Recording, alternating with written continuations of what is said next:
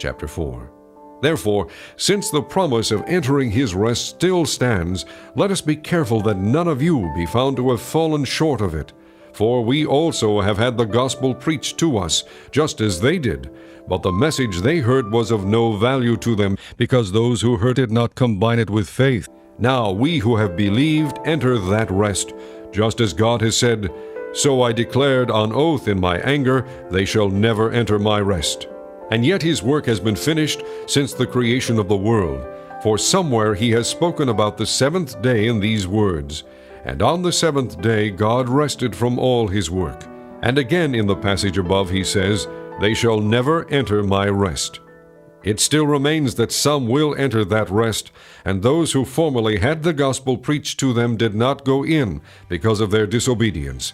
Therefore God again set a certain day, calling it Today, when a long time later he spoke through David, as was said before, "Today, if you hear his voice, do not harden your hearts."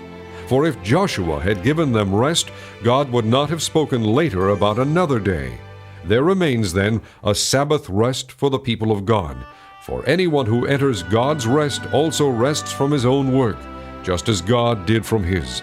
Let us therefore make every effort to enter that rest, so that no one will fall by following their example of disobedience.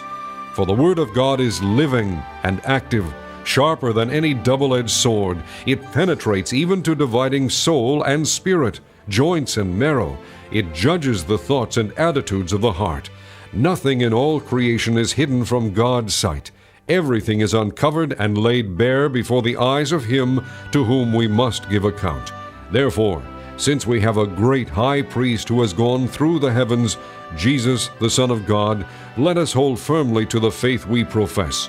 For we do not have a high priest who is unable to sympathize with our weaknesses, but we have one who has been tempted in every way just as we are, yet was without sin.